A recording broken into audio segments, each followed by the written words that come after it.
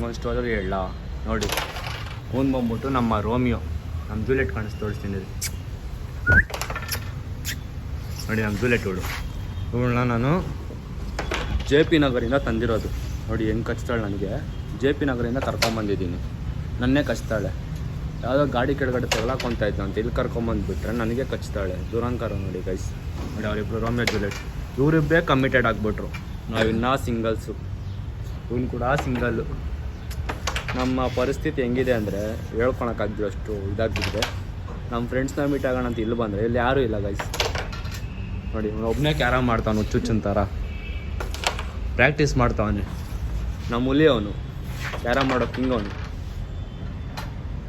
ಈ ರೋಮಿಯೋ ಜೂಲೆಟ್ ಕತೆ ಹೇಳ್ತೀನಿ ಬನ್ನಿ. ಹಂಗೆ ನೋಡ್ಕೊಳ್ಳಿ ಹೆಂಗೆ ಬರ್ತಾರೆ ಅವ್ರು ನಮ್ಮ ಹಿಂದೆನೇ ಓಡ್ ಬರ್ತಾರೆ. ಆಡಪದ ಆಡ ತಿಂಟಾಣರಂಟ ಆಡ್ಪದಮ್ ನೋಡಿ ಗೈಸ್. ಹಿಂದೆ ಹೆಂಗೆ